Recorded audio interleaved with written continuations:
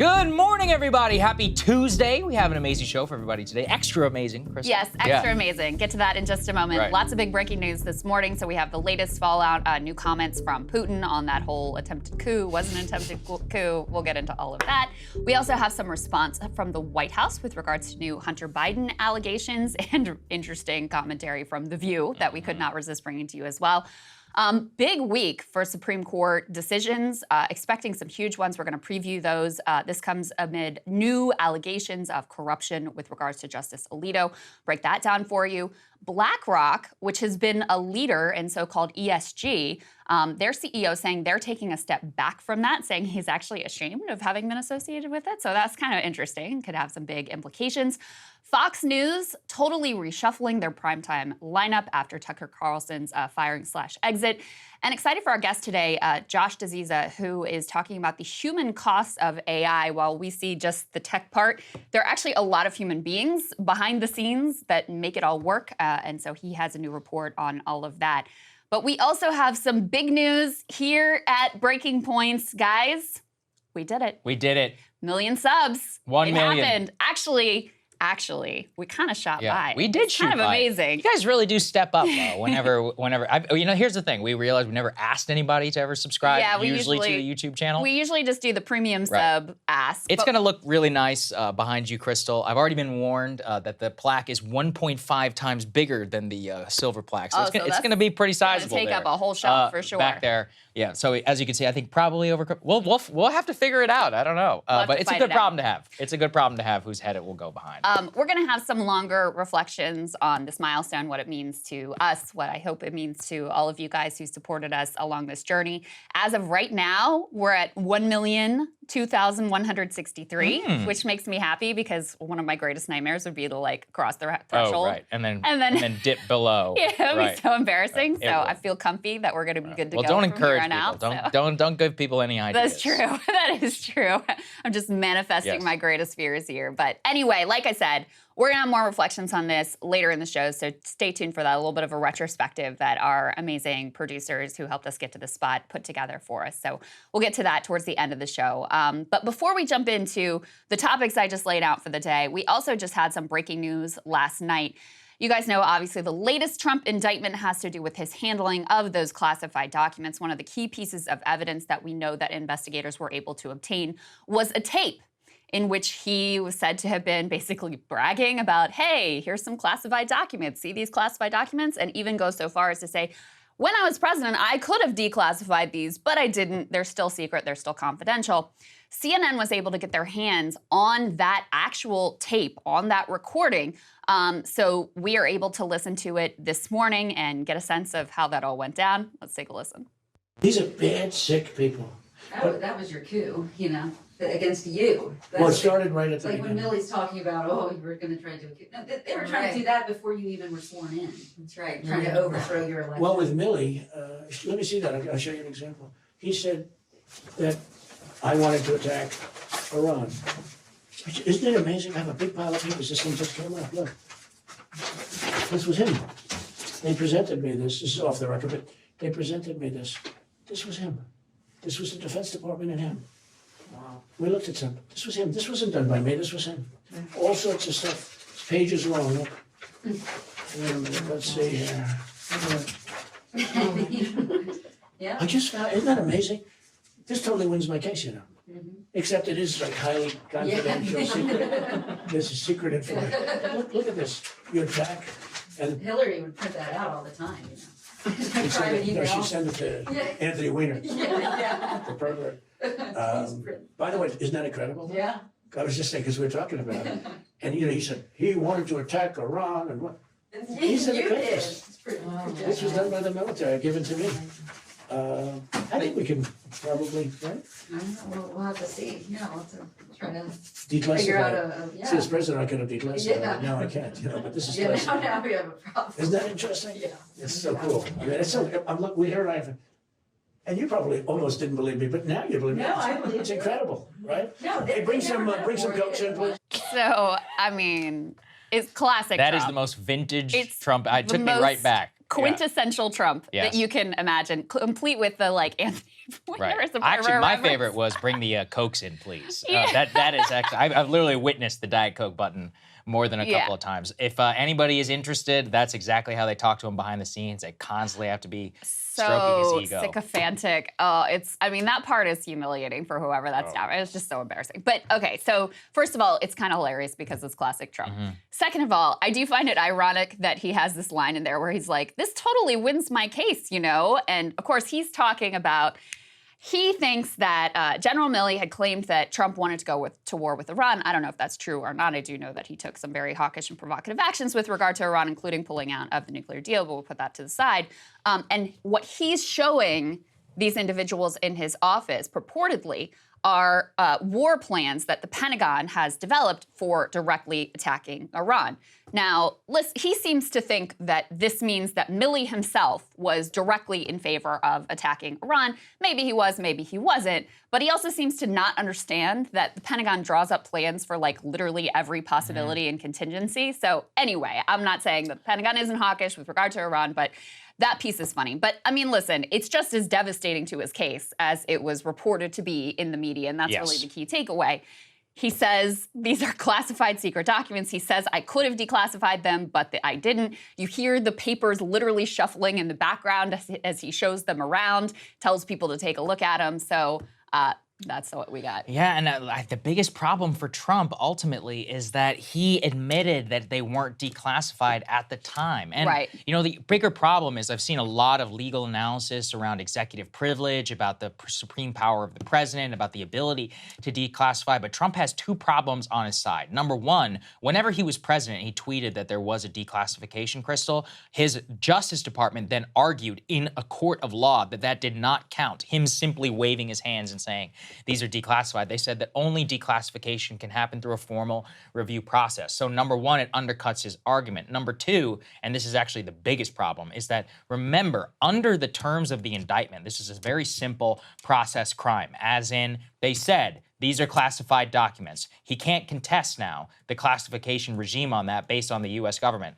It's possible this might go to the Supreme Court, but the Supreme Court is going to heavily rely on existing U.S. government procedure and also under the Trump and the Biden administration. And then finally, in terms of the obstruction, given the further tapes and evidence that we've seen here before in terms of what was listed out in the indictment about his ability also in the Fox News interview when he specifically admitted to holding on to some things after they were given over. That actually validates some of the obstruction charges. So Trump's best defense, Krystal, is just political, I'm being politically persecuted. This is a political prosecution. This is illegitimate, and hoping that you can get somebody on that South Florida jury to agree. And let's be real. I mean, that is very much a possibility, or maybe a hung jury or a mistrial, something like that. But the issue, the biggest problem is that within the merits of the way that the law is written, it is a very, very difficult case for him right now. And that tape is exactly why it's so hard. Probably his best chance to avoid these charges was for them to not be filed at all, for him to sort of bully or convince or cajole or persuade the Department of Justice to not file these indictments because, listen, based on the evidence that is available in the public sphere, and listen, he's entitled to mount his own defense and we'll hear what they have to say about it. They haven't said much about it thus far, but it looks like a pretty open and shut case. So that means that his most rational, logical strategy is the political, to hope that he makes it back into the White House and is able to pardon himself. Just quickly, before we jump into the latest with regards to Russia, there were a couple of other developments with regards to Trump and his potential legal trouble. As we've been saying, this is probably not the last indictment that he is even going to face. There are continuing investigations both in Fulton County, and also Jack Smith continues to investigate what happened on January 6th and fake elector schemes. With regards to that, you had half a dozen Secret Service agents, I'm reading from NBC News right now, who have testified before the grand jury that will decide whether to indict former President Trump for his alleged role in the January 6, 2021 riot at the Capitol. In addition to that, you also had a number of fake electors who took a deal for immunity in order to testify with regard to that January 6th probe as well. I've seen a lot of experts, I don't have any special knowledge of this, but I have seen a lot of experts who say that charges are very likely coming on this front as well. And, that's before we even get into what's going on down in Fulton County, where I think charges are expected too. So that's the lay of the land. The judge who was in charge of the documents case said the trial is set to start on August 14th. Hard to say what the ultimate timeline will be, how long this will all unfold. Certainly the Trump side is going to try to slow things down and keep things going as long as possible to try to get to the election before any of this is resolved. But Saagar, that's what we know this morning. Yeah, that's what we know, and we'll keep everybody updated while this all goes on. But the tape itself is just more evidence of he's got some problems that are, he's got some legal trouble at the very, very least. Okay, let's go ahead to the next part here. This is important. Putin has actually broken his silence, finally, on the Wagner coup and has given us a little bit more information about what the official response from the regime will be. Let's go ahead and put this up there on the screen. So here were some of the bullet points that were compiled here by an Estonian blogger. I have gone and I've looked at the official translation. It does look to be accurate. So he says, quote, "Any attempts to start a mutiny will fail. Armed mutiny would have been suppressed anyway. Perpetrators must have known this. By betraying their country, they also lied and forced others to kill their soldiers. All enemies abroad and national traitors wanted us to fight each other, and they failed. The majority of Wagner commanders are patriots. They were used covertly against their brothers in arms. I have made steps now to avoid large bloodshed. This needed time, including letting those who made a mistake change their mind and see the consequences that this will lead to." Guy. Interesting in terms of, well, it's interesting, too, about whether this was a negotiation or whether this was a very heavy hand that Putin made it known via Lukashenko to Prigozhin behind the scenes of, hey, man, like you and everybody you're with, you're about to get vaporized. So it's like, is that something that you want to choose? Let's be very real here. I'm going to kill you and I'm going to kill your entire family. And that was why the FSB had opened that investigation against him. The reason why that this silence broke in and all of that, everybody's reading between the tea leaves, is that, let's put this up there, please, on the screen. The Financial Times had a decent write-up on this, is that at the same time, though, Krystal, there have been signs of weakness from behind the Russian curtain. You've seen that the FSB dropped its investigation now. The FSB is the successor to the KGB, the security services, dropped its investigation into Prigozhin. That is very much seen almost as like, it's like a pass, right? He no longer is an active and a wanted criminal inside of Russia. There are reports now actually coming out this morning that Prigozhin has actually landed in Minsk in Belarus, verifying some of the exile reporting now that had come out there. Lukashenko and some of the behind the scenes in terms of how this will all happen is that it seems that the Wagner forces themselves will then be drafted into the Russian Ministry of Defense and come under the full command and control. So overall, this is a total loss for Prigozhin. But then on the Putin side, he did have to give something. The man who challenged his authority and came within 200 kilometers has lived to see another day. Now, will he see a few more days? We'll see. A lot more days? Will he see? Will he live to the end of his days in a nice, comfy bed? Personally, I doubt it. But still, I mean, if you are an oligarch, people like Oleg Deripaska and others who have voiced not anti-war sentiments, but they've made, kind of statements that cast in that direction, you got to feel a hell of a lot more emboldened now. Because previously they thought you're a dead man if you come somewhere even close to this, and you've literally had an armed mutiny and the man lived to tell the tale. Maybe. I mean, it's interesting because there are people who have, been put in prison for posting anti-war sentiments on Facebook. Right. But then you have Prigozhin who, directly challenging the Putin regime, marching to Moscow, and by the way, killing some number of Russian soldiers and downing planes in the process, who was let off the hook. So you said this right away, Saagar, which is that very likely you're going to have a greater crackdown on dissent domestically because, Putin is showing weakness right now and really can't afford that. I thought it was really interesting talking to Yegor yesterday, his assessment for what it's worth. And he's, he lives in Moscow. He's sort of socialist writer, thinker, analyst, et cetera. His view is in the short term, it won't really change anything. As you said, Saagar, Wagner is being incorporated into the Ministry of Defense. Prigozhin is going away. Putin is reasserting control over more or less the entire military, although you still have the Chechens out there, so that's another matter. But he's more or less reasserting control. All of the top-level people, as far as we know, including Shoigu, who Prigozhin really despised and had been going after relentlessly, all of them seem to be keeping their jobs for now, as best we can tell. So short-term may not change a lot. Long term, is this the crack that ends the regime here? It's impossible to say. To go back to what Prigozhin said in his 11-minute statement, which was kind of funny. I mean, first of all, he said that their march towards the Capitol and the way they were able to do this so effectively and, in his view, like barely any blood spilled, et cetera, was a masterclass, that was his words, yes, in the way that the assault on Kyiv should have gone from the beginning and the assault on Ukraine should have gone from the beginning. So he described the Wagner Group's actions there as a masterclass in military tactics. He also claimed, somewhat unbelievably, quote, "We didn't have the goal of toppling the existing regime, which is lawfully elected, as we have said many times." He didn't refer to Putin by name, though. Instead, he wanted to, quote, "prevent the destruction of the paramilitary group and to hold to account those who, quote, with their unprofessional actions made a huge amount of mistakes during Russia's invasion of Ukraine." So, I mean, this is both a personal face-saving attempt and also an attempt for Putin to save face, because, if you are letting someone who directly threatened your regime off the hook, yeah, that's a pretty bad look here. So tempted face-saving all the way around. Yeah, there's a lot of cope that I think that is happening. And yeah, Yes. let's be clear. In terms of the Ukraine counteroffensive, there has been no change currently to the status quo. Minor movements on the front line, but in terms of any major breakthrough or any of that, hasn't materialized. There hasn't been a mass defection in terms of Russian troops, and everything does currently seem to be on course. But extraordinary events have just happened, and that will shake Russia really to its core. And I think that in terms of Putin, this will validate his worst fears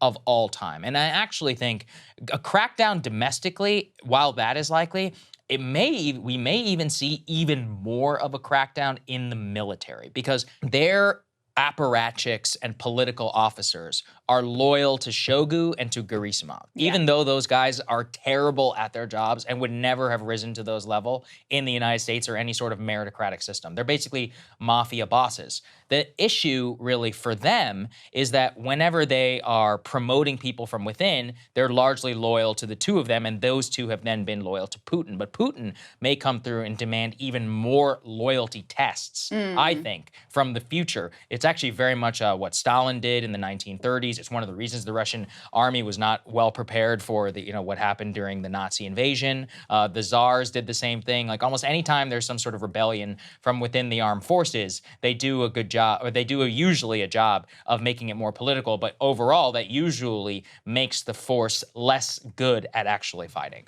Yeah, I mean, there are some signs that Ukraine was able to gain some ground while Russia was dealing with all of this. And, I think it's entirely plausible that Russia suffers militarily just because the Wagner Group was some of their more effective fighting forces, and some proportion of Wagner is going to be incorporated into the Ministry of Defense, but some proportion of it is just going to be done, go home, et cetera.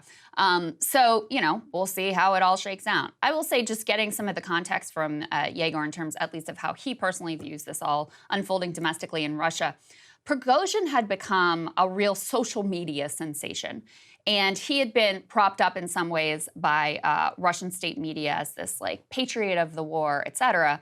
But in his view, in Yegor's view, that support was really soft, and he described Prigozhin as being high on his own farts, meaning he was too big for his britches. He really overestimated how much support he had, thought he was a big man, thought he could pull this off, and then probably as he's marching down the road and he's not encountering a lot of resistance, but he's also not seeing the Russian National Guard rallying to his defense, he realized with his reportedly 2,500 men that he had with him, there was no way in hell he was going to actually be able to take Moscow. There are also reports that, there were some threats made to his family that may have been quite persuasive to him, and so that's what brings him to the negotiating table. I don't know if it was the right move for Putin to strike this deal with Prigozhin, because I do think that it reveals some real chinks in the armor here. But, you know, you just want to be really careful about being too certain about, oh, this spells the end of the regime and this is, you know, weakness and now the Ukrainians are going to be able to counter, et cetera. Nobody really knows how it will all shake out. And so it's just best to, you know, look at the situation for what it is today and try to see what happens tomorrow going forward. You know, Peter Zion actually has always said it really well. He's like, look, the first year and a half, it's always a shit show. He's like, then he's like, somehow they throw as many bodies as possible into the grinder, and then they usually end up pulling it out. So if history is our guide, we seem to be currently in that shit show category. We're in the shit show. Yeah, we are currently within that. Let's go to the next part here. President Biden trying to put away some concerns that the West may have had something to do with Prigozhin's coup effort. He was talking about it at the top of a White House event yesterday in his first public comments. Here's what he had to say. We had to make sure we gave Putin no excuse. Let me emphasize, we gave Putin no excuse to blame this on the West or to blame this on NATO. We made clear that we were not involved. We had nothing to do with it. This was part of a struggle within the Russian system.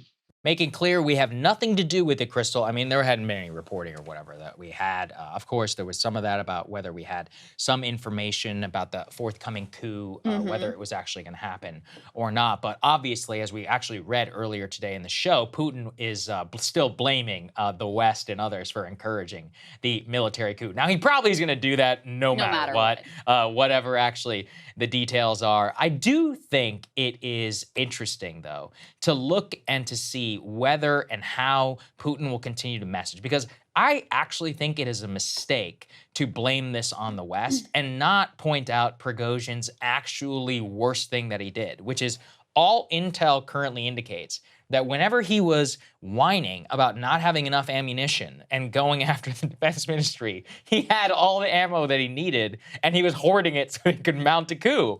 I mean, if you wanted like a benefit for a public message, you're like, this guy literally took weapons that he could have been using to protect Russian lives and used them to mount a coup against our government that already failed. So that's something that if the Russian regime were smart, I think that's what they would lean into and would message. You know, it's fascinating how this all went down as best as we understand it. So the reporting is the U.S. knew in advance and chose to do nothing, which I think, you know, at least that's their line, is that they did nothing. And there's no evidence to suggest otherwise, but would be open to that evidence if it presents itself. I think that was a wildly dangerous gamble, insanely dangerous gamble.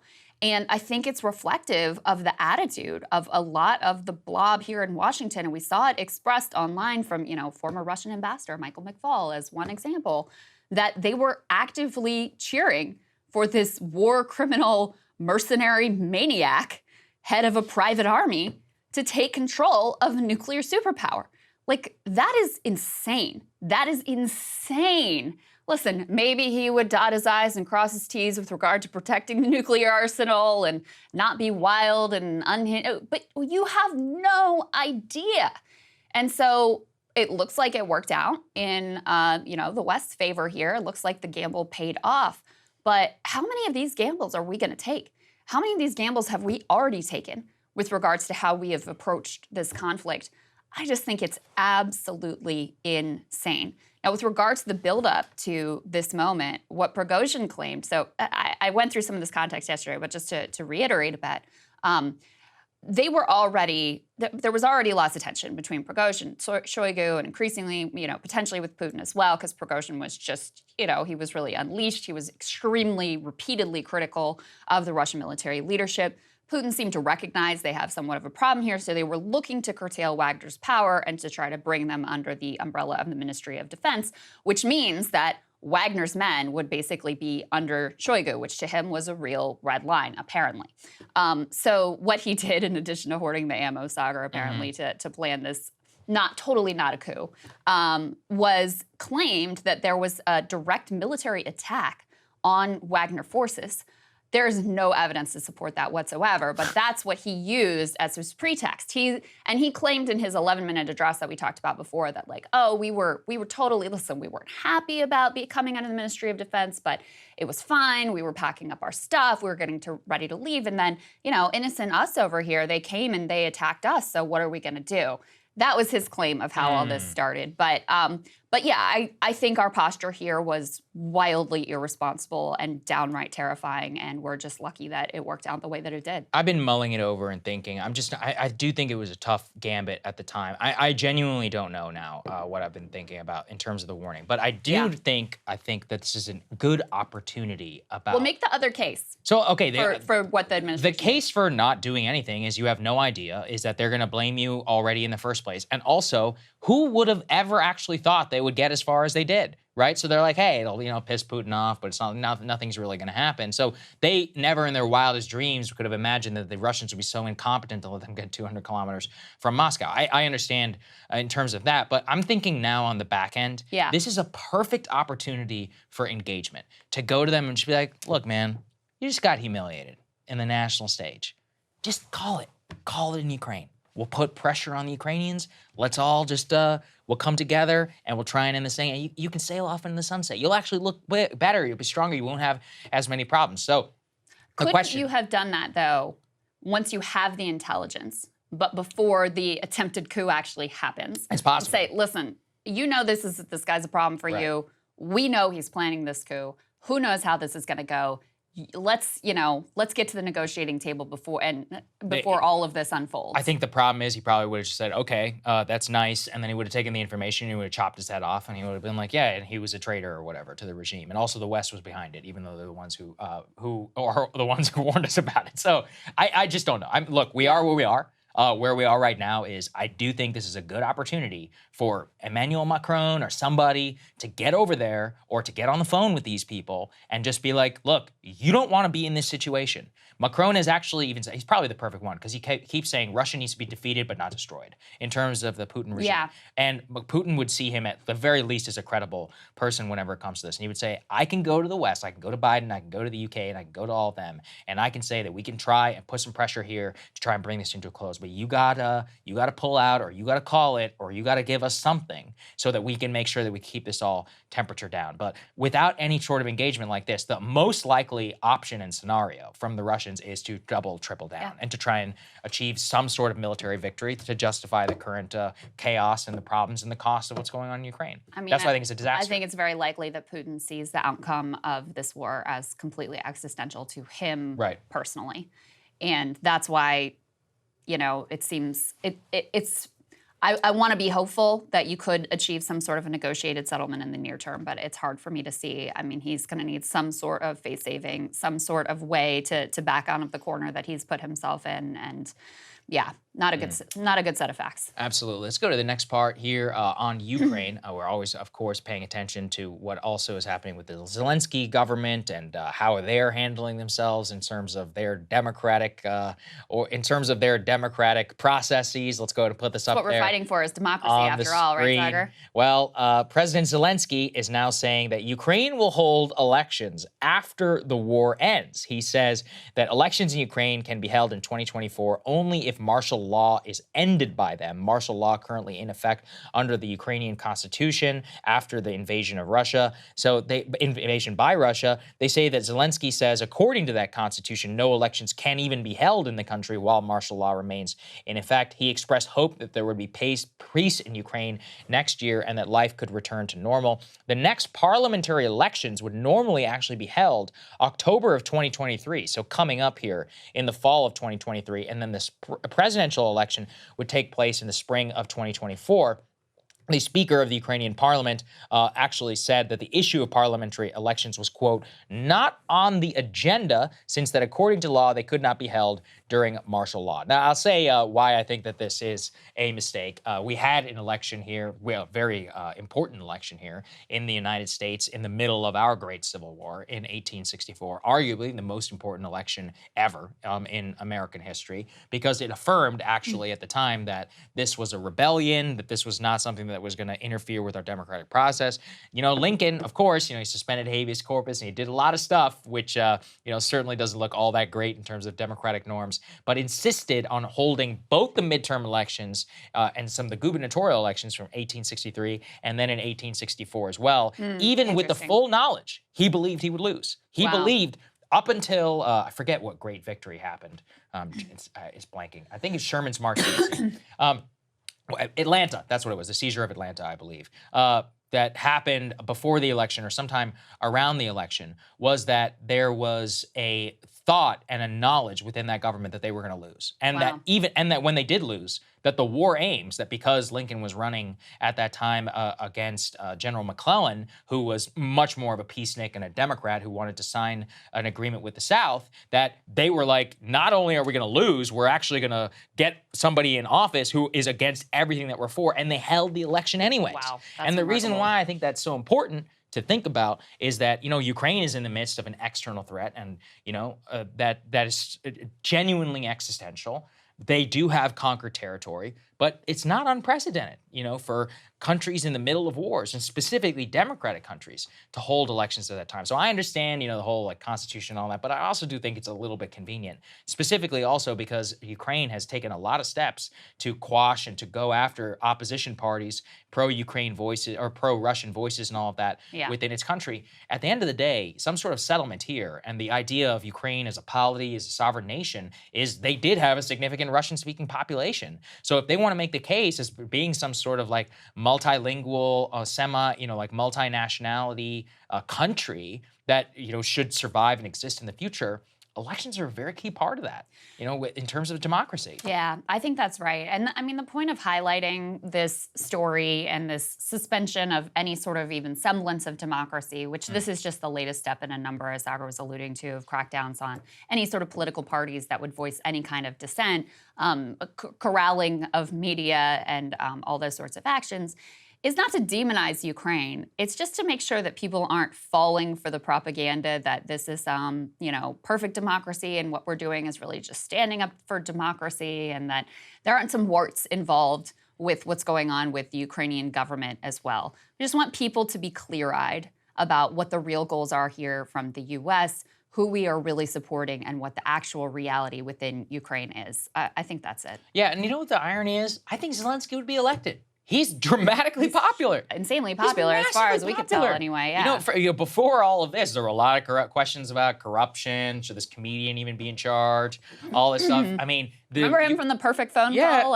He's a hero. Very different from the media representation of him now. Inside of Ukraine, or at least what's left of Ukraine, this man is a hero. He probably would win 90-something% of the vote. I don't know why he wouldn't want to hold an election right now, but maybe there's some democratic stuff going on behind the scenes. Still thought it was important to bring everybody that story. Okay, let's go ahead to the next part here. Hunter Biden, President Biden, making his very first comments on the Hunter Biden plea agreement and all of the controversy around that since the release of the IRS whistleblower, the text and the allegations against him. Asked specifically by a Fox News reporter as he was exiting a White House event, were you a liar, Mr. President, whenever you said that you didn't have any business dealings with Hunter? Here's what he had to say.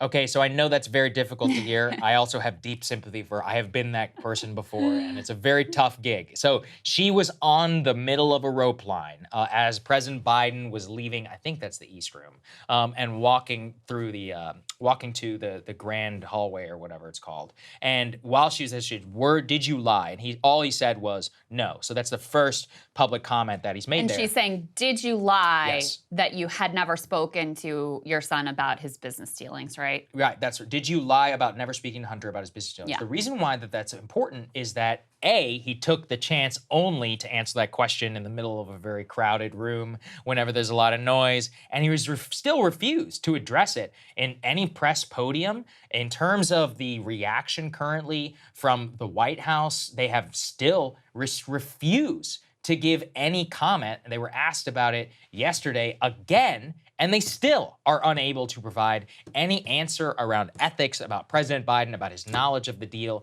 and the whistleblower. Here's what Karine Jean-Pierre had to say. If the president communicated to members of his family not to conduct business on White House grounds, can you tell us about any kinds of guardrails that are up? So look, I'm going to be, again, very mindful because this is all connected to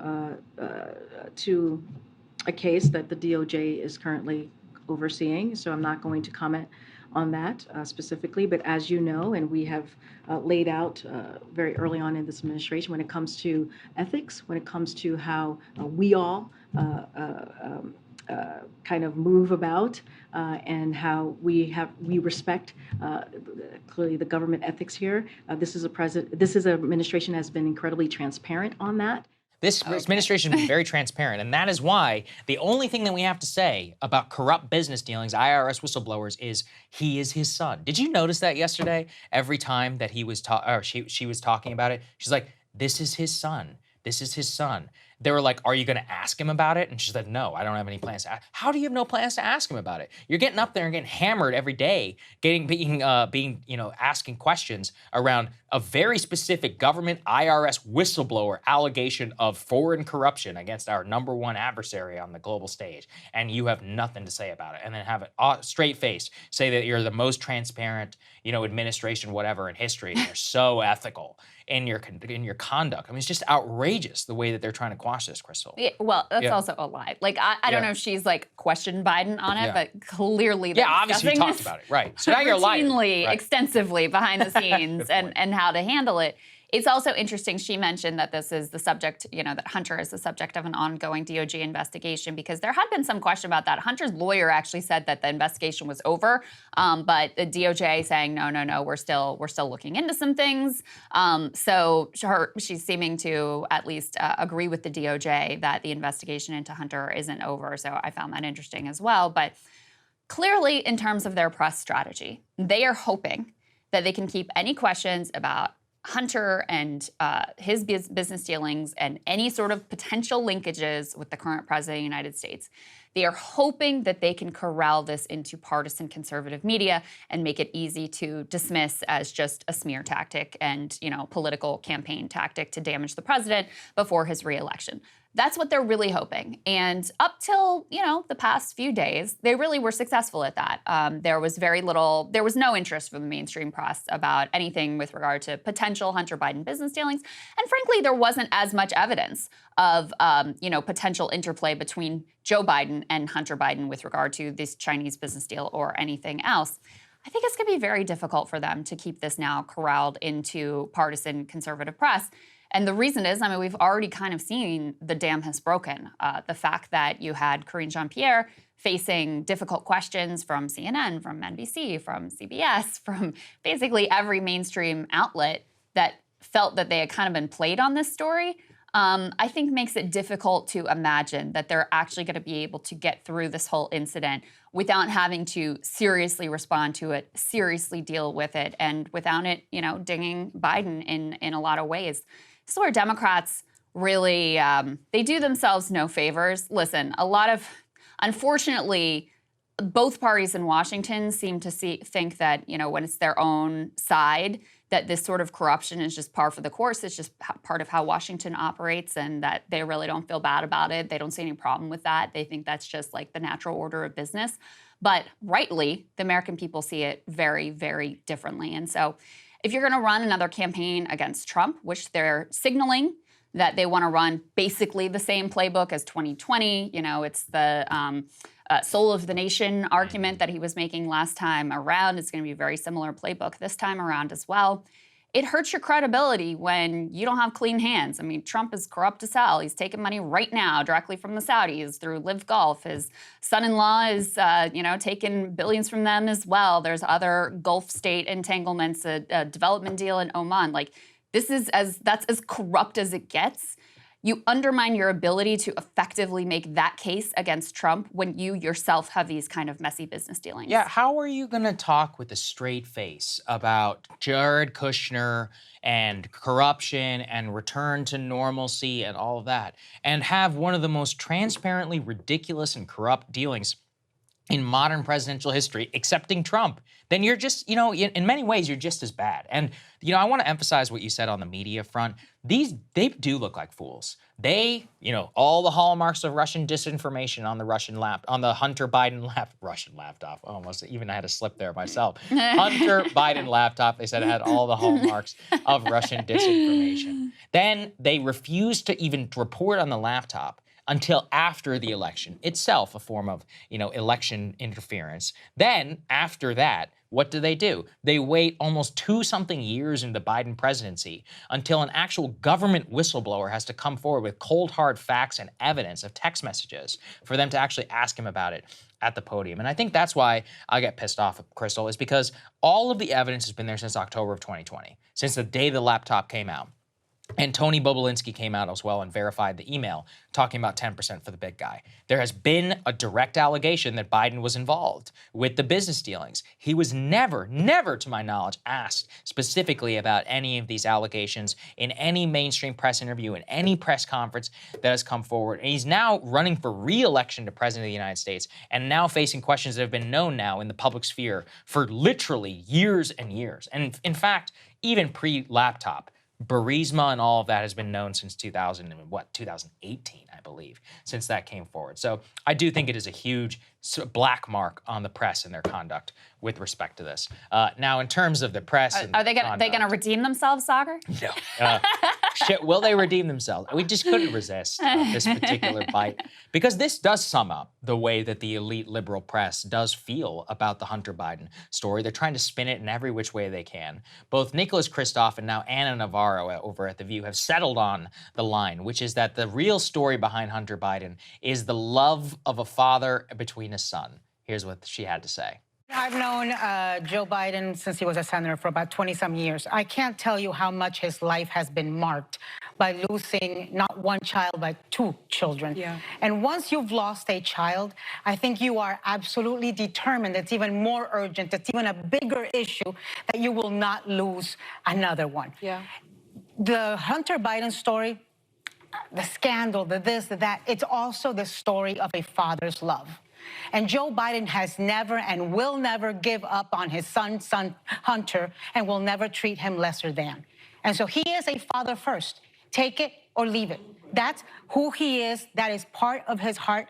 There was 380 people at this dinner. It's not like Hunter was sitting at Merrick Garland's lap. It was a bunch of people, and I think part of the reason that Hunter Biden has been able to get out of addiction is because Joe Biden embraced him entirely, the entire time. Yeah. When he was vice president, when he was candidate, when he was out of office, and now as president. Wow, so it's just all about fatherly love. I mean, here's why people should be mad. You know, if you're a normal person and your dad is not the president of the United States, or the vice president of the United States, you would have been locked up long ago. Your father's love wouldn't have been able to get you out of some terrible jams in our criminal justice system, and very likely you would be in a real hard way right now. You'd probably be bankrupt. Now, instead, his fatherly love effectively allowed Hunter to grift off of his name for his entire life, to enable his addiction, to get out of scrapes, to literally act like a thug in these text messages, blackmailing foreign governments to pay him off, and then use that love now to try and shield yourself from legitimate questions around these dealings. Yeah. is the most disgusting form of cynicism that we have seen yet. And here's the thing, you think Trump doesn't love his children? I'm sure he does. It's still gross. Well, maybe, I don't know. Or some of them, loves some of them. And, you know, that's not an excuse for acting bad. If anything, you know, having that has always been a problem. Like Bill Clinton's pardoning of Roger Clinton, or Jimmy, what was his screw-up name's brother? Billy Carter, I think. That sounds right. I don't know. Whatever. Yeah, I mean, the point, though, is that it has always been called out as wrong and as bad whenever you use the public service in your office in order to Billy Carter. In order to give benefits to the people who you are related to. I mean, I really think this clip is so revealing, because she actually says up front, like, I've known Joe Biden for decades, and clearly that sense of personal friendship has, in addition to like the partisan valence of this, but the fact that so many of these media figures know Joe Biden, they've known Joe Biden for years, they have warm fuzzies about him, they have personal stories about him, and he is a good politician in terms of, I mean, this was the problem, Bernie Sanders couldn't like throw a punch at him because he felt warmly towards Joe Biden. That is in some ways his superpower. And it's very common also in DC, where you have all of these incestuous relationships. And then it colors the way that supposed journalists and analysts are able to cover events. So Anna Navarro makes what I think is a very common mistake here in New York of viewing this all through the most charitable possible lens because of her own personal relationship here.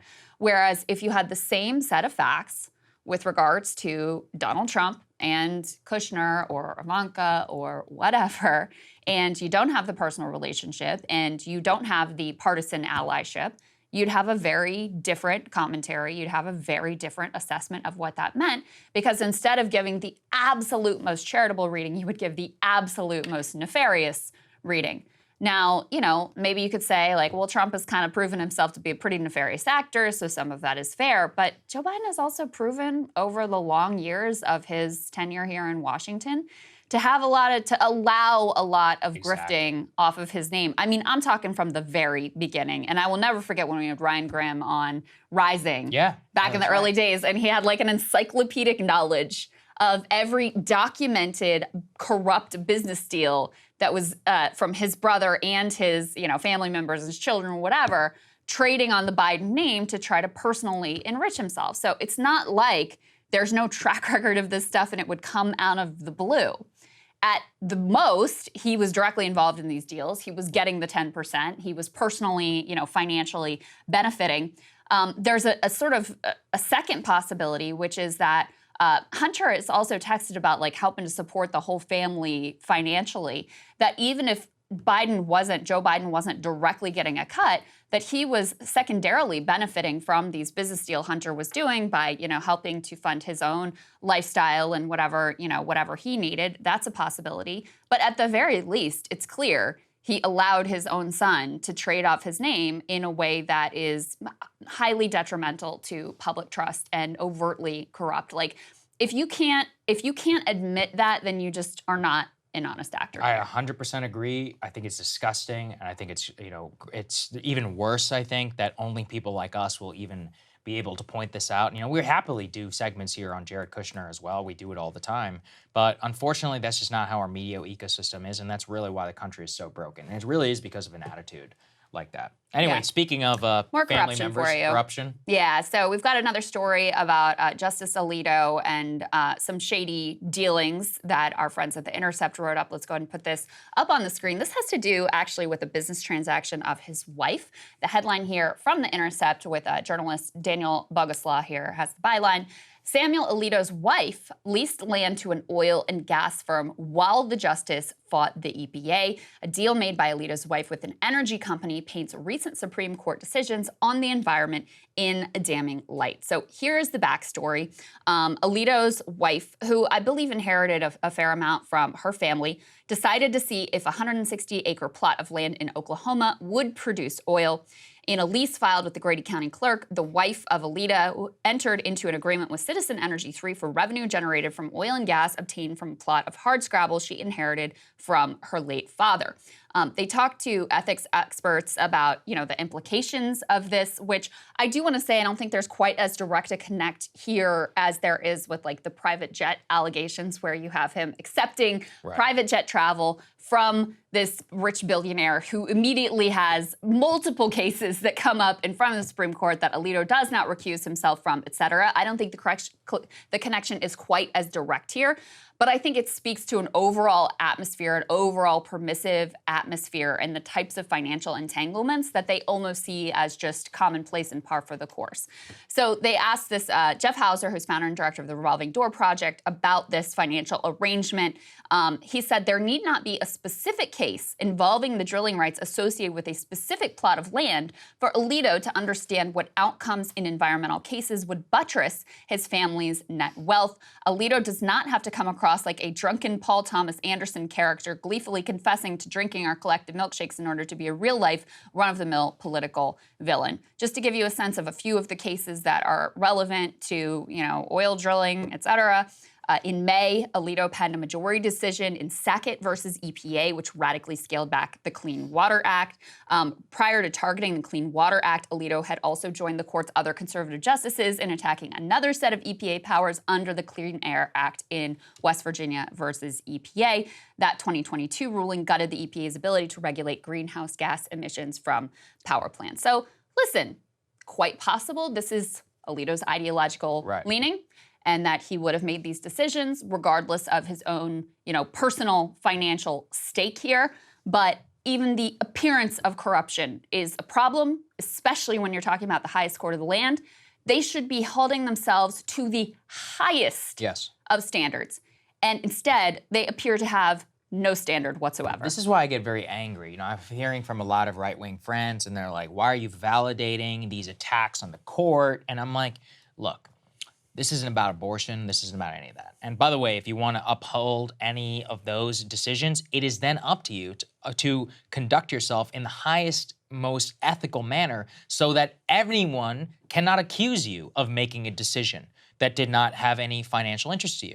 Remember Justice John Roberts' wife making some, $10 million acting as a legal recruiter? I mean, that's so obviously something that would benefit forgot about that her. one. That's so gross. Obviously would benefit her prospects as a recruiter. If her freaking husband is the Chief Justice of the U.S. Supreme Court. Now listen, maybe she'd make $5 million on the outside without him. But even the appearance of it is bad enough. And it's one of those where when you sign up for life, you need to sign up for a lifetime of holding yourself up to this ethical standard. If you want to leave and make a ton of money, be our guest. Nobody is stopping you. You're the ones who want to have it both ways. The problem, too, is we are entering a time of very divisive Supreme Court decisions where, again, if you want to have legitimacy in the court, then you have to uphold yourself in a manner such that nobody can attack your standing. And let's give people an example here of some of these decisions. Put this up there on the screen, one of which I'm personally looking forward to the most. Affirmative action appears to be coming down It's soon. gonna probably come down while you're away. That really makes me sad. Emily will hold up her hand. Well, I guess it would be affirmative action, to have somebody still do it. All right, so affirmative action, very likely to go. Student loan forgiveness, very likely to be struck down at the high court. There's a interesting case, I think, about religious liberty and gay rights that they are talking about here, and the right or the openness to the public to have to provide services to all customers. It kind of harkens back to the master cake, the bake shop, and the wedding cake one that was previously. Yeah, I sort of felt like this had already been decided. I thought right? the same thing. I'm Maybe, like, how is this maybe different? I'm crazy. I was just like, I don't understand. How are we right back to the place that we started? But So this apparently is we are. on this specific one. Yeah. It's about a Christian graphic artist in Colorado who wants to make wedding websites, but doesn't want to have to make wedding websites for gay couples. Yeah. So it just seems to me like identical to the Masterpiece Cake or whatever it was called. I think it was called Masterpiece. Yeah. Anyway, so that one's on the docket. Well, then why are they even hearing it? It's obvious. Whatever. You and I aren't lawyers, and I'm sure seems there's like a an good open and shut reason. one to me. Yeah. Another one here is a religious rights case. Another case that would end as a victory. Case of a Christian mail carrier who refused to work on Sundays when he was required to deliver Amazon packages. Yeah, so that's an interesting one because there's actually a little more sort of partisan overlap there. So the expectation is that some of the liberal justices might vote in favor of that mail carrier as well, because the view is that, it's no excuse for an employer to say like, oh, it will cost us a little extra money for you to be able to uphold your, to practice your religion. That's not a good excuse. At least as the courts have found before. So the expectation is there may be actually some overlap there in terms of the judgment. But probably the single most important case for our future, Krystal, is the independent state legislature theory. So I mean, do you want to do the breakdown here? Let me take a crack at this one because I read deeply into it. All right, so this has to do with gerrymandering in North Carolina, where basically there was a conflict between the Republican state legislature and the congressional lines that they wanted to draw, and the state Supreme Court, which struck down those congressional lines and said that they, violated, that they were unconstitutional effectively. And so what the North Carolina legislature is arguing is the independent state, what do they call it? Independent state legislature theory, which is effectively that, listen, we get to say as a legislature how our elections are conducted, and state courts have nothing to do with it. They don't get to say this at all. This has always been a sort of fringe legal theory that is hung out there that Supreme Court has never once validated, although there was a concurring opinion in the Bush v. Gore case where one of the justices did assert the independent state legislature theory. So there is that hanging out there, but overwhelmingly this has been kind of a fringe theory. Okay, why is this really important? It matters in terms of state voting rights. If your state constitution and the state courts can't protect, your voting rights, and is just subject to the whims of whatever politicians are elected to the legislature, obviously that's kind of open season. That could cause a lot of problems and cause a lot of problems pretty immediately. There's also a possibility that because this independent state legislature theory was floated last time in 2020 with some of the fake elector schemes and the idea that the legislatures didn't actually have to listen to the will of the people and who they voted for in their state. They could appoint their own slate of electors. That's where that thinking all came from. So if the Supreme Court here sides with the independent state legislature theory, the idea is next time you have a close election, if the state goes one way and the legislature wants to go another way, you have legislatures that won't listen to the will of the people. Instead, will just say, yeah, you voted for Biden, but we actually want to see Trump electors, so we're just going to go ahead and do that. And the courts will have essentially validated that approach. Now, I want to say there are legal experts that don't think that would be the ramifications here, that don't think that would be the implications, but there's a real danger that we could be going down that path. Yeah, exactly. So that's why I wanted to flag it for everybody in terms of what coming down the path and why it could have a big impact on the future and all those questions that we had in 2020 about whether the alternative elector scheme and all of that was even possible or legal. So if they do rule this way, it actually could open the door for even more Supreme Court fights come 2024. All kinds of legal battles could ensue depending on what direction that goes in. So in Saagar's absence, Emily and I will be covering all of these cases as they come down. But obviously with affirmative action, student loans, gay rights, voting rights, all of this potentially coming down very soon, it is going to be a pretty blockbuster set of days here. All right, let's get to this next story, which I just think is really interesting. All right, so there's been the whole thing going on about so-called ESG, which I completely understand if you have no idea what that is and you could not care less. But it basically is this idea that corporations and banks and funds and whatever, rather than just focusing exclusively on shareholder value, they're also going to incorporate these goals of conscious capitalism and trying to do better on environmental, social, and governance goals. Now, as I have explained and we've discussed extensively in the past, there is a sort of right-wing critique of this, which is like about wokeism and they should just be maximizing shareholder value and how dare you insert your values into these business decisions. That's the Vivek Ramaswamy argument. The argument that I make and others on the left make about ESG is that this is all fake corporate virtue signaling, that it's effectively greenwashing, and you don't really mean any of it, including on your fake diversity metrics or diversity trainings that you're doing, that all of it is, again, just sort of surface level corporate virtue signaling.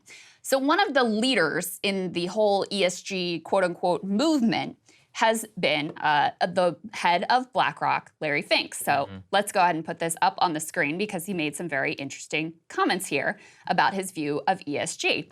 He said at the Aspen Ideas Festival, gross, that Florida Governor Ron DeSantis' decision to pull $2 billion in assets had hurt his firm in 2022. And to be clear, DeSantis pulled those funds because of these ESG woke concerns from the right. But he also made clear last year was his company's best with net flows of $200 billion from U.S. clients. So don't worry, guys, they're doing just fine. But what he said that was so interesting is, quote, "I'm ashamed of being part of this conversation. When I write these investment letters," which his investment letters are very closely watched and widely read, et cetera, "it was never meant to be a political statement. They were written to identify long-term issues to our long-term investors." Then later in the conversation, he kind of walked back those comments. Right. He was pressed on it, and he said, "I never said I was ashamed." He literally did say he was ashamed. "I'm not ashamed. I do believe in conscientious capitalism. I'm not going to use the word ESG because it's been misused by the far left and the far right." So, right. Saagar, what do you think of this? Well, in the very same breath, he goes, "Instead, we'll talk about decarbonization. We'll talk about governance or social issues." So he basically just described ESG without using the term ESG. Look, I think ESG is a cancer for a variety of the reasons that you just said. I do actually believe it is a cover for a lot of woke BS and virtue signaling, which is genuinely bad because it's also stuff that is implemented in your name, even if you're invested in funds or stuff that you have no idea about. This isn't just for rich people, although predominantly, some 40-something% of Americans have a stock in their retirement portfolio. So you inadvertently could be funding something that you don't agree with. So that's number one. Number two, though, in terms of the left critique that you're absolutely correct about, Yeah. is how does Tesla not rank as an ESG company? Now, and then do you know the reason why? Well, Tesla doesn't and Exxon does, or Shell Gas. It's literally because they game the scores around, climate conscious. My favorite example was, I believe this was Shell, was offloaded some mine to some African company, released it through a subsidiary. And by selling off something and decreasing their carbon score, upped their ESG score and was ranked as like some great company. Come on, oil and gas company is ranking higher than the biggest electric car company in the world. Ludicrous. So obviously the entire thing is fake. The problem that I see right now is that for a long time, one of the reasons why ESG was not pushed back by a lot of the capital class is they're doing really well. But right now, we're in a tech recession at the very least. And so the problem is that tech companies, of course, are going to rank very, very high on ESG. They don't really make anything, software as a service and all that, very, very high stock price. The issue, though, is that the oil and gas companies, they're doing super well. So now we're in a place where investors actually have to try and pick between ESG and making money. Yeah. And when they do, they're like, well, this whole ESG thing, like maybe we'll just go with a few, maybe the S and the G, we'll go with that. I think that is the key point here, is that it was always fake. I mean, that's the thing. So it's fake, but it has had a real impact. And I think that's kind of what I want to emphasize, is like there are genuine social problems that have been a result of ESG, like DEI programs that we've seen been implemented. But again, those things are fake. We know they don't work. Well, it's just like a, but they make people more racist. Giveaway to the consultant class. Well, that's still bad. I want to push back on. Listen, the consultant class already has a million grifts. DEI is just one of them, right?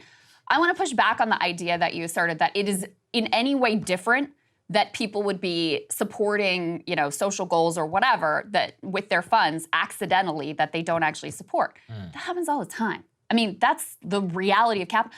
Do you think that people who have their money in a pension fund that supports, some company that's like union busting and exploiting their labor, like they don't support those values either. Yeah. So the fact that the default in capitalism is like ruthless exploitation, and that's not seen as a problem, there's no pushback on that. There's no thought of like, oh my God, people are supporting things with their money that they don't really actually support. I just think that there's a lopsidedness to the conversation. In terms of the bottom line being the money making here, put this up on the screen because I think this speaks to the virtue signaling piece. Blackrock, one of their top folks in terms of running their ESG efforts, they actually became a whistleblower and were like, this is all bullshit greenwashing. All it does is give people like a happy, fuzzy feeling that, oh, corporate America can fix the problems and don't worry about it. They've got it. And conscientious capitalism, it's the wave of the future and we're all gonna be good to go. They said this is nonsense. As you were saying, Saagar, they can easily game the system to make the numbers come out so it looks like they're carbon neutral, it looks like they're meeting their environmental goals, whatever. But actually, research has showed that so-called ESG companies and funds actually do worse on environmentalism than non-ESG funds. So I guess in that way, Saagar, you are right that it has like actually been bad because they use this cloak in order to, appear like they're doing all the right things and they're good on all these issues when in reality, they're able to be even worse than the companies that are not pretending. Yeah, I think I agree certainly on the latter. I think my point on the former, though, is that, just because you've never had representation doesn't mean it's a good thing. I actually do, Wait, what do you mean? Well, in terms of pension fund example, like in terms of a pension fund having no say or whatever, I think they should. I think people should have more impact and have thought into the stuff that they're investing in. Sure. This is one of my bigger problems a lot with index funds, the lack of governance around some of them. I think I've done something on the past here about Bloomberg. Bloomberg will include major Chinese multinational corporations that are industrial inside of its index fund, that people who invest in the index fund, they don't even have any idea. How much research do people really do when they invest in ETFs? So my point is that people should have the ability to not go on autopilot and have the U.S. economy basically auto-invest in stuff that you not only don't agree with, but is also bad for the country. I mean, you have to be a freak weirdo like me to actually go and read the prospectus and some of this stuff. Well, and I don't want to ascribe describe to you the views of like Vivek Ramaswamy, No, because I that don't would not agree be with that. fair because Right. it doesn't reflect, you know, what you actually think. But I think it's fair to say on the right, the concern only goes in one direction. It's not this consistent, like, we should have transparency and people should know what they're investing in. It's, you know, a value judgment about these particular things. And so DeSantis, for example, pulling funds from Blackrock, Ramaswamy setting up his own fund that is being used to force companies to not care about these values. It's not that they want things to be neutral. It's that they have their own ideological agenda that they want to be represented by corporate America, that they felt like used to be reflected by corporate America and, you know, is not 100% anymore. But ultimately, you know, my big takeaway from all of this is that it's a very surface level conversation. And I think that's reflected by the fact that Larry Fink, who has been a leader in talking about this and, you know, and creating this whole space, can so easily walk away from it and be like, yeah, we're not doing that anymore. Yeah, I'm over it, I'm moving on. He says, I'm ashamed, but I'm still going to talk about social governance. If this was still such a core part, these are your values and your conscientious capitalism, whatever, you wouldn't be freaked out by a few presidential candidates or whatever calling out wokeness and saying ESG and like demonizing the phrase. You know, your core values, I think, would supersede that, but apparently not the case. There is no core value on Wall Street except the dollar. The dollar, All the right. almighty dollar. All right, let's get to the big changes at Fox News. Post Tucker Carlson, they made a big announcement yesterday. Put this up on the screen. So they've got a reshuffling and an addition to their primetime lineup.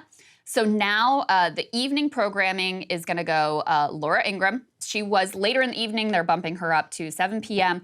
Then filling in Tucker's slot, you have Jesse Waters. So that's the big announcement, is that Jesse Waters is taking over for Tucker at 8. Then you're going to have Sean Hannity staying at 9. And you have Gutfeld moving into primetime at 10 p.m.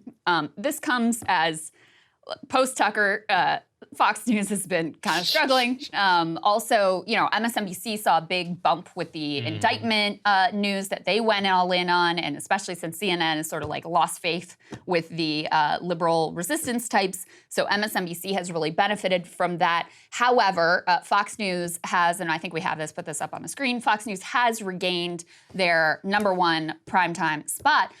But Saagar, they still are down like a third in primetime viewership post-Tucker. So I think I personally think it's unlikely that Jesse Waters is ever going to really, you know, how we feel about Tucker. I'm obviously not a fan for a whole variety of reasons. Also not a fan of Jesse Waters or literally any of the other people that I just mentioned. I think it's unlikely he's going to fill those shoes and be able to reclaim those ratings. I also just think that that type of cable news stardom, as we've discussed in the past, is really on its way out because people have other options. Exactly. This just confirms what I really thought all along. They're purely in managed decline mode. They're not in the moonshot mode anymore. Tucker actually at the time was much more of a moonshot. They literally brought him out. He wasn't in the existing primetime lineup. They brought him in, slot him into the 8. Do you go straight from Weekend Fox and Friends? So he was on Fox and Friends, Weekend Fox and Friends, which is the true doldrums. Then was, I think he was slotted in at like 6 o'clock, right in the middle of the O'Reilly mess, and then they moved him around, you know, specifically also when Megyn Kelly left, and to make him the 8 p.m. So the point, though, is that with Jesse Waters, this is a known quantity on the Fox News program. This is somebody who's literally been on for 20-something years, who, look, I think he's had his shot now, and if he was going to be a star, he would have been a star already at this point. He was the anchor, I guess, of the 5. And the problem is that by slotting him in there, you're basically just accepting, yep, we're going to drop by a third, and we're just going to roll with it. We're just going to keep going down this path. You know, Waters, look, again, I think the guy, here's the thing about Jesse Waters. He's not original. There's nothing original about him. He's about as cookie cutter as Sean Hannity. He tries to borrow from some of the Tucker playbook to at least go in some interesting directions. And I think, unfortunately, you know, just in the long run, like that's just not going to work for the cable news platform itself if you're thinking from the perspective of Murdoch, who's actually running it. But you still got a multi-billion-dollar enterprise on your hands. So you might as well just, you know, keep the trains on time running. This is what MSNBC has done with Alex Wagner. This is now what they're doing over at Fox. I mean, over at CNN, they're like basically not even trying anymore to try and, you know, trying to get more people to watch, you know, whatever the hell is going on over there. So this is it. Like, this is what decline looks like. So in that way, I guess we should celebrate. I think it's interesting. Yeah. They're still going to have a lot of cultural power. Like, I don't want people to delude themselves about that. All of these networks are going to continue to have a lot of cultural power because the last people that will be watching these shows are like the denizens of the city that we live in. And, you know, unfortunately, they have a lot of power. So it still matters a lot what is said on these airwaves. But The other piece is if you are someone who is original and, creative and is saying things that aren't being said elsewhere, number one, that's a risk for cable news. They like people who sound the same and are predictable in their, who they're outraged at and how they portray things, et cetera. That's easier for them. It's easier for their audience to make sure that everybody's staying in line, easier for their political allies and their advertisers, et cetera. But also, if you are going to take that shot of doing something different, there's just so many other places that you can go where you're going to be able to earn a good living. You're going to be able to have a lot more freedom, not have the bullshit that comes with being on cable news and having a corporate boss and the whims of your fate hanging, by the arbitrary decisions of some random person in a C-suite. So yeah, another sign of the times, more evidence that every single one of these cable news networks is looking at the writing on the wall. And they are saying that the best they can hope for is just to, hold on to what they've got for as long as possible. Right, and actually one major sign that things in terms of the Tucker direction are done, let's put this up there on the screen. Sources apparently saying that Fox terminated all of Tucker's former staff. They still, though, want them remaining employees to continue working until mid-July. According to a former Tucker staffer, they say that they were told that they had to keep producing the Fox News Tonight Show until the show ends in July, at which point they will be terminated. If they do not comply, then they will lose all of their severance in the meantime. So pretty unceremonious in terms of getting kicked to the curb because they were seen as too loyal to the previous talent. I guess Jesse Waters will bring in his Waters World, whatever, the old guys from the O'Reilly staff to come and run it. So good luck, Jesse, I guess. I don't think it's going to work out. All right, let's get to the big story of the day, which is, as we teased at the beginning, we have officially hit 1 million subscribers. In fact, we kind of shot past it. Yeah, we certainly did. We gave ourselves a little bit of wiggle room here. Looks like we're right now at 1,002,000. Let me refresh here, make sure it's accurate. Get us the live. 1,002,338. And we cannot say thank you enough to you guys for being here. For some of you from back Rising days, coming on board right when we launched, and also for getting us over 1 million so we could give Saagar a proper send-off for wedding ceremony number 1. I appreciate that very much, everybody, for stepping up. Not just for me. I mean, this isn't even just about us. I think it's about everyone. I mean, we're in a very unique position. I've been thinking about this a lot, which is we, Krystal, have not now built one channel to 1 million. We have built 2 channels to 1 million. And very few people in this life can say that they've done anything like that, specifically in 4 years, which I think is crazy. And, it was a huge risk. There were multiple times where we didn't know if this was going to work. Should we leave?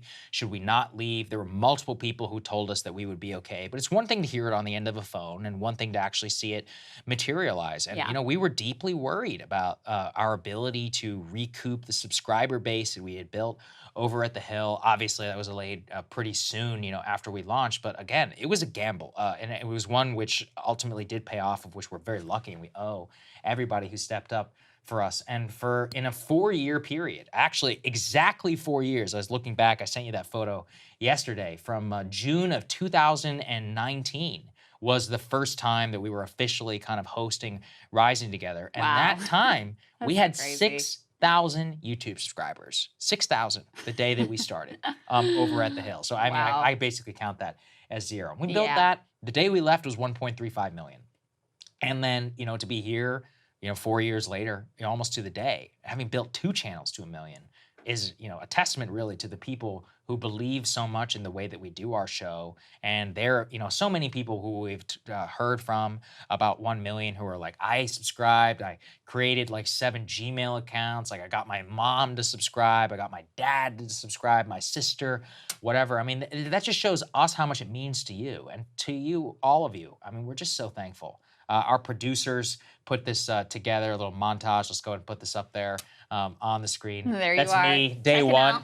Checking out the old set. That was the original. That was the original one. There was you. Yeah. You know, you could see there. First you know, show in terms of our wrapping. wrap. That was our New York show. Marshall and Kyle. Oh yeah, when we did the helped us live out. stream. That was our first Adding counterpoints. counterpoints. That was our play button that arrived actually right when we launched, and then there we go. On the new Obviously, set. the brand new That's set. the journey. There's the it graphic, the official 1 million ticker. Saagar's brilliant foresight to actually record that. Shout out to our social on media his guy. phone. He's the I one recorded it talking. as well, but I did it in the most boomer way possible of using my phone to record the screen on my laptop. But Right. yeah.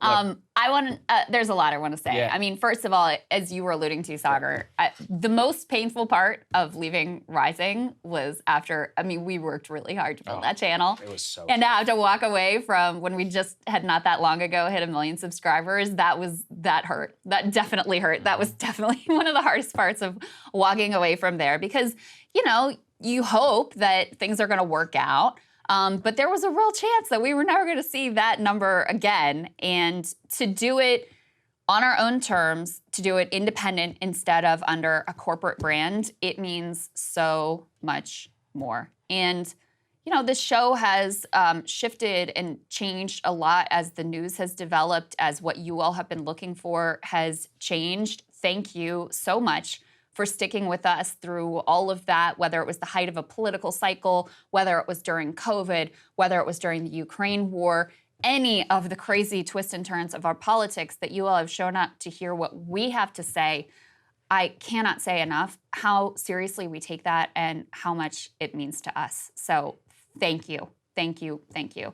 I also want to say shout out to our whole crew that have been amazing. I mean, it's been a lot for everybody building the set. It's a lot of work. Figuring out the tech, figuring out the lights, figuring out the sound, all of that. And these guys have been, you know, working long hours to make this all look as great as it possibly can. We're still continuing to learn and tweak and grow on that front. And special shout out to our producers, Griffin and Mac. I said this to them privately, but I'll say it publicly as well. It is no accident that we're able now to accelerate and achieve this milestone with them on board. And, you know, they haven't even been here a full year yet, but the impact that both of them have had on the show, on the level of professionalism, on what we're able to do and focus on, because they have so much of the rest of the operation handled, has truly been second to none. These guys are absolutely incredible. And so thank you guys out there. Thank you to Mac and Griffin.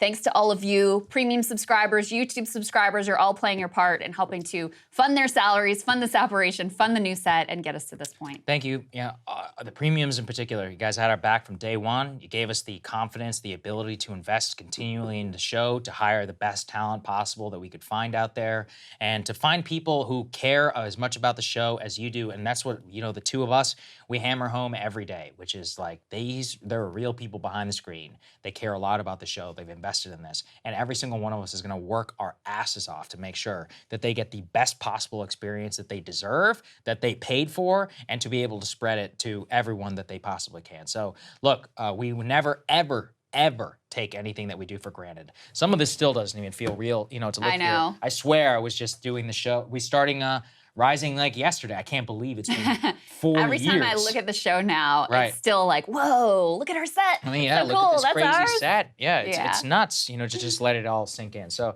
I don't want to be too self-indulgent or whatever about this. And that's why I think we should just focus the bulk of our thanks to everybody who has watched this. Saagar, and you've Rising got today. an end of the deal to hold up. That's right. So I said I would do it, and I will be back. My very first show. I'm probably going to be pretty jet lagged, so forgive me. I will be in full Indian garb and in sneakers. And maybe I'll even, while I'm in India, I'll tweet out some images and let people decide what the garb should be, which one I should go with.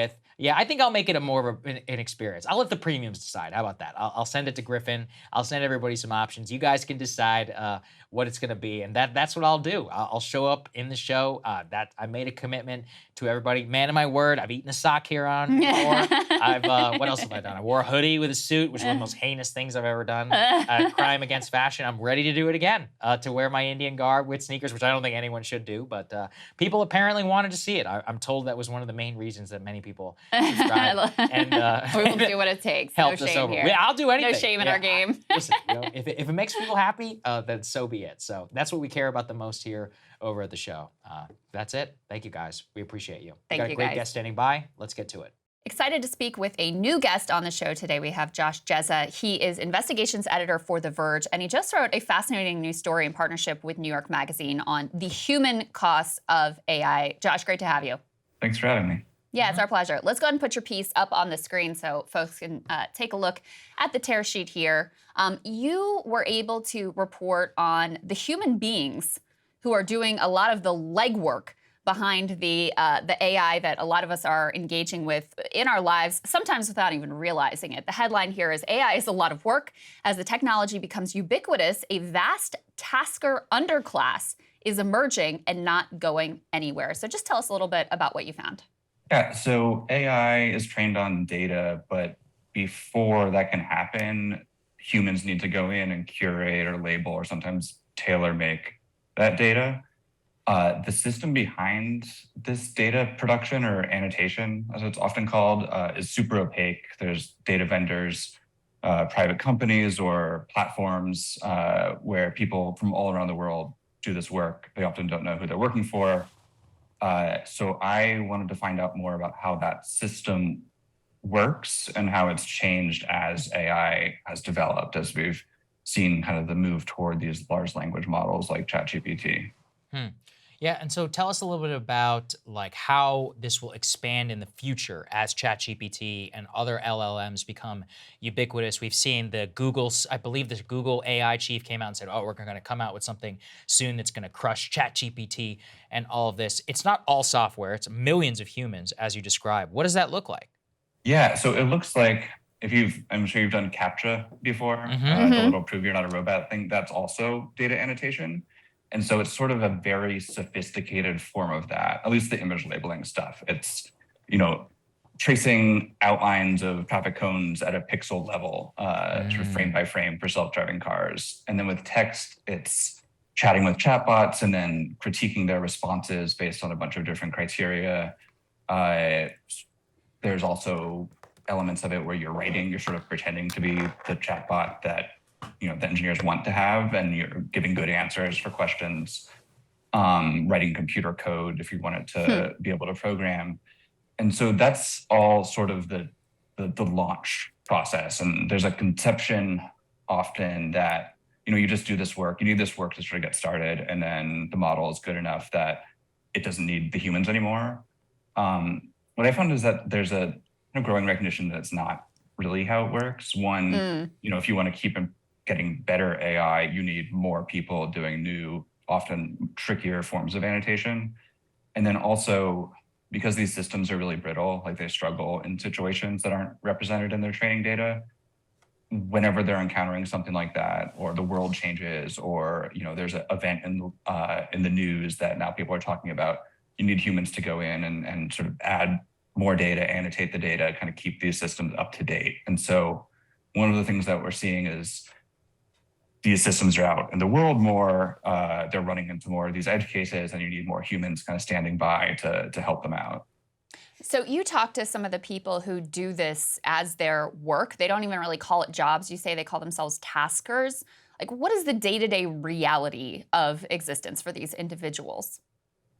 It varies a lot. So I talked to a lot of this work gets done on these kind of gig platform things where you sign up, and it's one of these things that offers work from home. You maybe take some tests that qualify you for certain tasks, and there'll be some project that has some inscrutable code name like Pillbox Bratwurst or something. And it is something, maybe you're talking with a chatbot and it's there and you're getting paid a couple cents or maybe a few dollars for every task that you do. And you don't really know how long it's going to last. So if there's something that's paying well, people tend to just sort of do it as much as they can, work the longest hours they possibly can, possibly stay up for days to do it.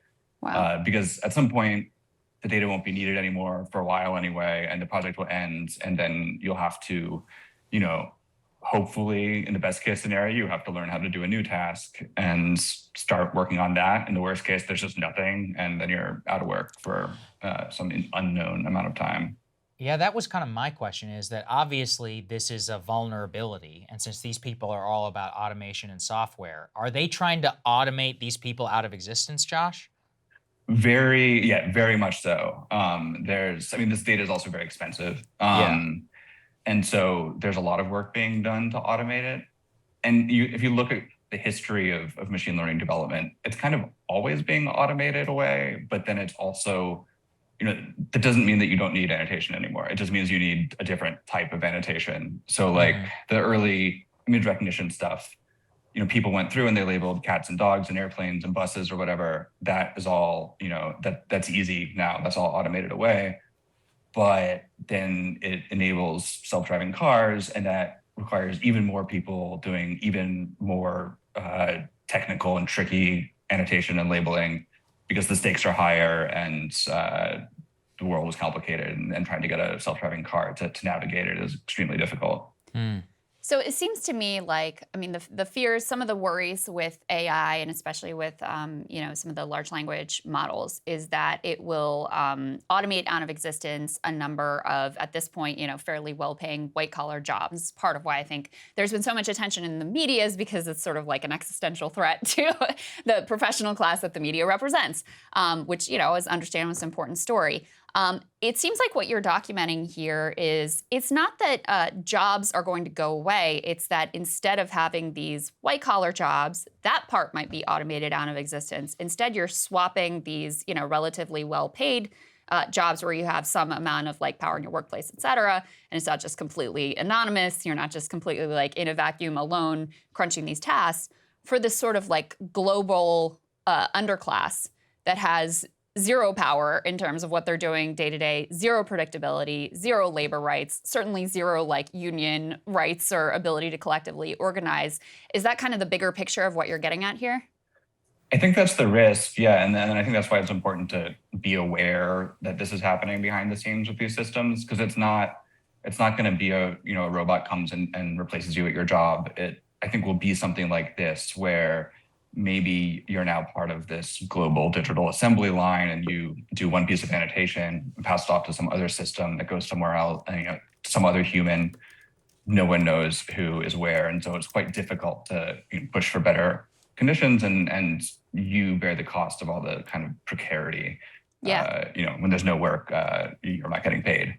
Yeah, so this is the gig economy on steroids, basically. You don't even know who your fellow taskers are. You have no connection with them, no communication with them whatsoever. The other part that really intrigued me, Josh, as you were talking about, part of the annotating and training for the chatbots is giving them examples of what are good answers. That doesn't sound easy. That sounds like it'd be tricky to do. That sounds like and it's not straightforward. It seems like there would be a lot of subjective interpretations and judgment calls that would have to be made there. So talk about that and what the potential impacts there are. Yeah, it's definitely really tricky, because you're trying to sort of give these systems examples of what you want them to do, but they don't always take the right lesson from it, I guess you could say. And so you need to, at the simplest level, it's something like, here's an example of a question. Now I need to answer it accurately in sort of the right kind of style, sort of whatever else, only containing information that's contained in the prompt or whatever. And then the system learns to mimic it, but maybe, it doesn't actually learn how to fact check or, think logically. It just sort of learns how to sound really similar. So you end up with these systems that, are just extremely good at sounding plausible, which is super dangerous. It has sometimes hilarious outcomes and potentially quite dangerous outcomes, that these things are just extremely good bullshitters. And so that's a little bit what the risk is there. But it's also just difficult work. It's it's kind of like taking a really tricky standardized test, where it's by its nature subjective, because it's language and you're critiquing some written text on a bunch of different criteria. But if it doesn't line up with however your third level employer is doing quality assurance, then you can get banned, and you don't really know why. Well, it was a really interesting interview, Josh. I encourage everybody to go and read the piece. We're going to have a link down in the description. Buy the magazine too, I guess, if all that stuff helps. And we appreciate your time, man. Thank you. Yeah, thanks, Josh. Great to talk to you. Thank you. Thank you guys so much for watching. We appreciate it. The next time you see me, it'll be in Indian garb and in sneakers. I guess I'll be technically married. And he'll be married. Not under any technical law, but I guess under higher law, right? That's the one that counts. Actually, what really counts is the happiness of my grandparents. So all are over 90 years old. They're very happy to be able to have this ceremony there. And I want to thank my fiance and her family also for making it work. It's not the easiest journey.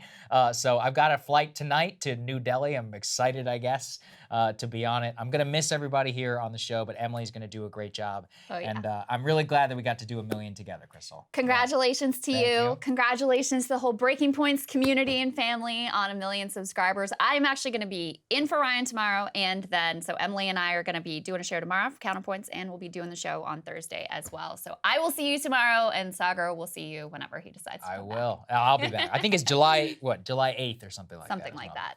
I'll be All back. right. Don't worry about it. Love you guys. We'll both see you soon.